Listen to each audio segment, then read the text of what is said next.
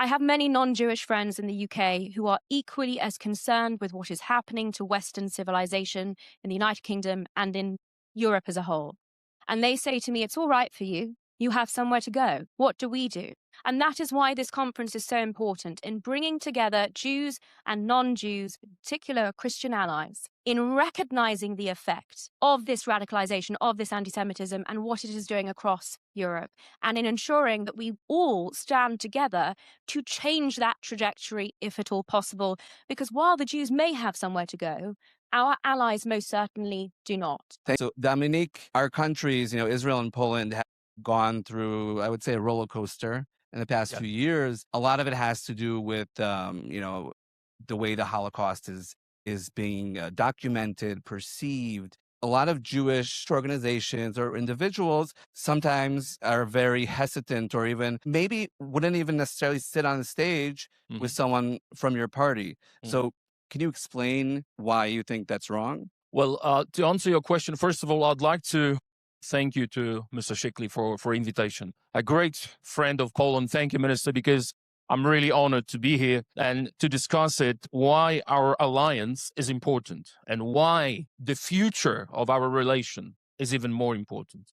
We had this discussion with the minister, how we have to build our alliance, talking about future, to build the future, to secure our safety because of Islamization. What the Hamas leader said in an famous video, they says, we're going to kill Jews and then Christians. So what is our goal? What is the most important, and why I am here as a Polish? Because if we're not going to cooperate, they're going to kill us. It's not about politics. And why our relations has been roller coaster for years? Because the left, mainly leftists in the media, they try to divide us because that's in their business. Why only the left, mainly the left, attacked Israel and Poland? Look at the European Parliament. Infamous Qatargate scandal, where Qataris money bought about 20 MEPs. Vice President of the European Parliament was bought. She was corrupted by Islamists, by Qatar. She was caught with the 2 suitcases of the cash. Like millions of euros were spent on one person, vice president, and she was the one who attacked Poland about the rule of law. And then she was by Qataris. So I have to thank 2 people, very important. I'd like to say thank you to Stefan Thompson, founder of Visegrad 24, because he was the one to cover it when I revealed Qatargate scandal. Mainstream media didn't want to do it. Stefan was proud enough to do it, so I have to thank him. But there is someone more important. Well, we have to thank him for supporting Israel. I have to say that, because he's supporting the truth. Yeah. And there is someone even more important, my beautiful fiancée, Evelyn. Oh. She couldn't be here with us. I love her because she was so she had so much courage to work on the Qatargate scandal. She was the one to find very, very, very specific information about the scandal. And I could do it in the parliament and in the media. That's why it is very important what we heard yesterday from Prime Minister. He says, social media. I revealed the whole scandal on my social media, and Stefan supported it. The whole world found out about Qataris buying politicians. You cannot compete with Qatar. I'm very sorry. Even Israel can't do it because they printed money. For them, it's just the paper. You would think there's and enough Israel elders is of not Zion buying who politicians. Why is it only the left? Because, as I said, Eva Kaili, who was arrested, was vice president, socialist. Zolino, former member of Communist Party in Italy, and others. So what we have to do now, we have to focus on the future, and we have to use social media because we have to reveal the truth about these hypocrites. We have to reveal the truth about the Islamists and their goal. That's where, again, Minister, thank you very much for invitation. Natasha, you're at the forefront. Everyone who follows you on social media can see, combating,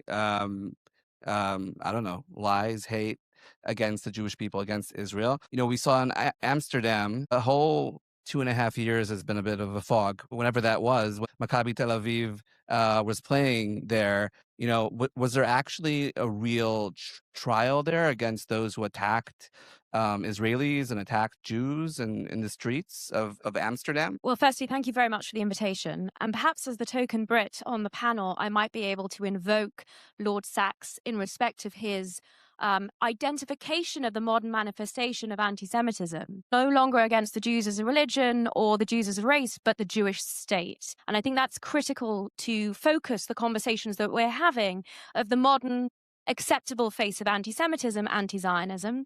And of course, that was on display in Amsterdam. And what we saw with the Jew hunt that was organized in advance was Israelis being targeted, supposedly for what Israel was doing to the Palestinians. But we all know that that is based on the modern blood libels, which are reflective of the ancient blood libels. We had successive reports from the Amsterdam police and the equivalent of the Home Office there that identified exactly what had occurred and who the culprits had been, and that these Israeli Maccabi Tel Aviv fans were in fact the victims of these planned violent assaults.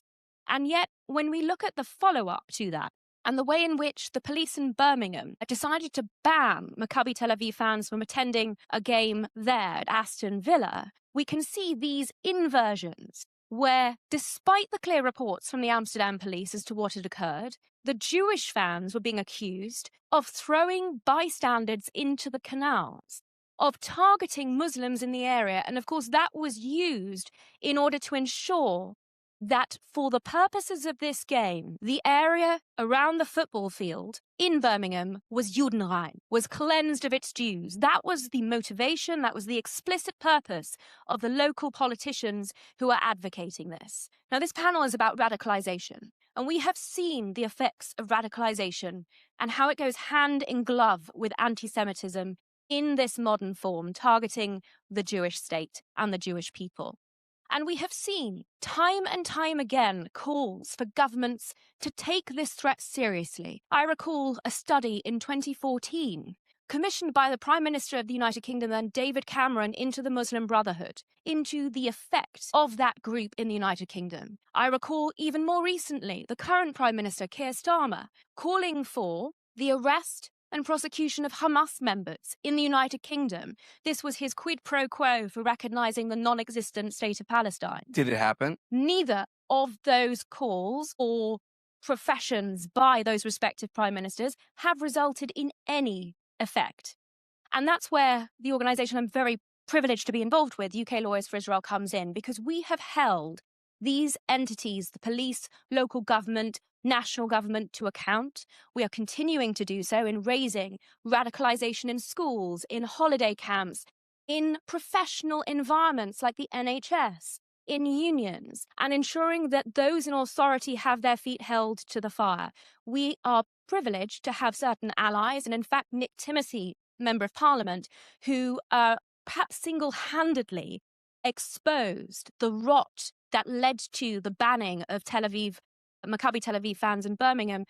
These are the voices that need to be strengthened in the UK as with the rest of Europe. Natasha, in short, does the UK, do you see a future for Jews in the UK? Or I could even go further if you want. Is there a future for the UK as a Western society? I got my answer there. There would have to be some radical shift from the current trajectory. But let me say this, because this conference is somewhat unique in bringing together Jews and non-Jews in a commonality of purpose to fight anti-Semitism. I have many non-Jewish friends in the UK who are equally as concerned with what is happening to Western civilization in the United Kingdom and in Europe as a whole. And they say to me, it's all right for you. You have somewhere to go. What do we do? And that is why this conference is so important in bringing together Jews and non-Jews, in particular Christian allies, in recognizing the effect of this radicalization, of this anti-Semitism, and what it is doing across Europe, and in ensuring that we all stand together to change that trajectory, if at all possible, because while the Jews may have somewhere to go, our allies most certainly do not. Thank you. Eli, I'm a very big fan of your work, and since your profession is artificial intelligence, and nowadays it's like people just use that as every conference, right, focuses on that, whether it does or not. But you would think we're smart enough to find a way to penetrate these algorithms. But we haven't. So can it be done? Is anyone trying to do it? So thank you again, Minister Amichai Shikli, for this amazing conference, much needed. Now, when you see the reports from Gaza, you see lots of AI-generated images. Do you know where you don't see any AI-generated images? From the massacre in Iran. because that was a real massacre. Now, we're talking here about anti-Semitism, hatred of the Jews. If you want to understand anti-Semitism, again, look at Iran. In one night, under Khamenei's personal order, they killed 30 or probably 40,000 people. You see people rows and rows of bodies with shots to their foreheads, with ECG patches on them, with IV lines, with breathing tubes. Did the doctors put those after they got shot in the forehead, or vice versa? And then crickets in the rest of the world. BBC, CNN, nothing. Nobel laureate Barack Hussein Obama, nothing. The other day, Antonio Guterres. Squad also. The other day, Antonio very silent Guterres, I saw that again, his Twitter profile is again full of shitposting on Israel. So I just said, well, did he say anything about Iran? I entered his profile and searched for Iran. The last thing this terrorism supporter said about Iran was in June 2025. And the post says, while the world is looking at the Iran-Israel war, that's the Iran-Key war, we should not forget about the Palestinian suffering in Gaza. Wow. Okay. Nobody cares about the massacre in Iran. No Jews, no news. That's what the world cares about.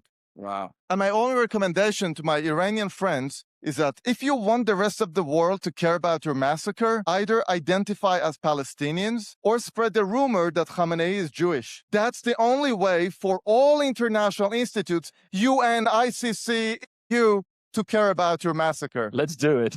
Okay. I don't know. David, you pretty much, coined the term focusing on the woke. And I'm wondering, what your thoughts are on what is called the woke right, which is a growing phenomenon, or at least it's very loud, right? Numbers it's debatable. Yeah, I think the woke right is a real concern. I'm glad that James Lindsay's with us and has talked a lot about that. And, we're seeing anti-Semitism come from different directions, and it's very disconcerting. We've talked a little bit about the influence of Qatar and Muslim Brotherhood on our discourse. We've talked about the woke left and the oppressor oppressed narrative that is spread in our institutions, and now we have this other force on the right.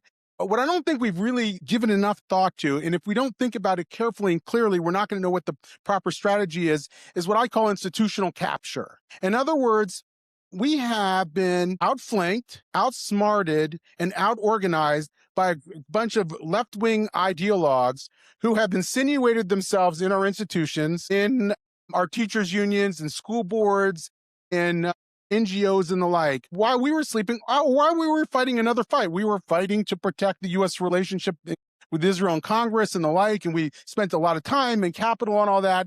And we allowed upstream from that these really extreme forces, the kind of people who celebrated what happened on October 7th. They are now in our institutions. And when we understand that they have a monopoly very often in these places, then we have to understand what our options are. The tools that we have in our toolbox, like deaf diplomacy, like education, which are at the core of how we think and what we do, are not going to rise to the occasion in this environment. We're going to have to understand that we either need to strengthen our place in these institutions, wherever it is, strengthen our place, or we need to weaken the institutions themselves, one or the other or both. And I think that's really how we have to sort of pivot in our thinking and our strategy in this day and age, whether we're dealing with the woke right or the woke left or radical Islam. Okay, so we have like 2 minutes. I want every one of you, will go in order of the way you're sitting. What should we be doing in like a sentence? Like what should Minister Shikli is here? Tell him what to do. You could start.